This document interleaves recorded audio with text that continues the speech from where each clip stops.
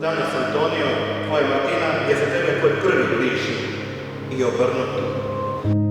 Do današnjeg dana vaši bližnji su bili vaši roditelji, vaša braća i sestre, vaši rođaci. Oni to i dalje jesu, ali tvoj prvi bližnji od danas je tvoj muž i tvoja žena.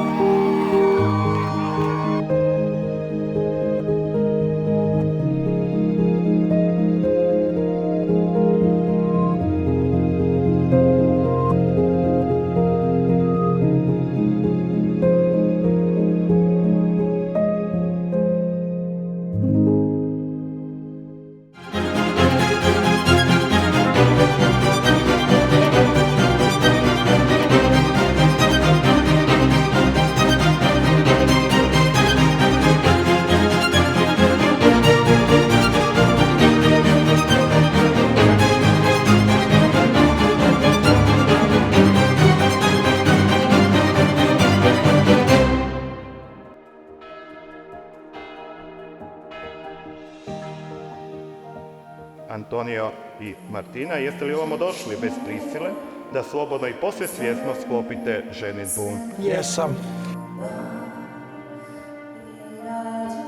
Ja, Antonio, Ja, Martina, uzivam tebe, Martinu, za svoju suprugu i obećavam ti vjernost u dobru i zlu, u zdravlju i bolesti. da ću te ljubiti i poštovati u sve dane života svog.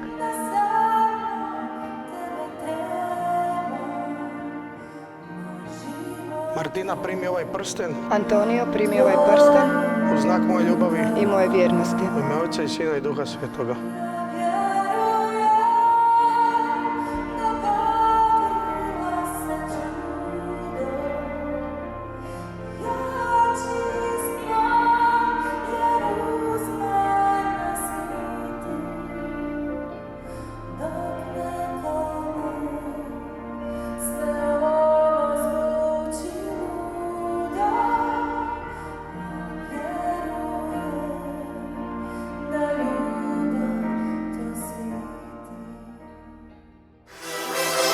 Fotopani iz Vinkovaca će sve to da se obilježi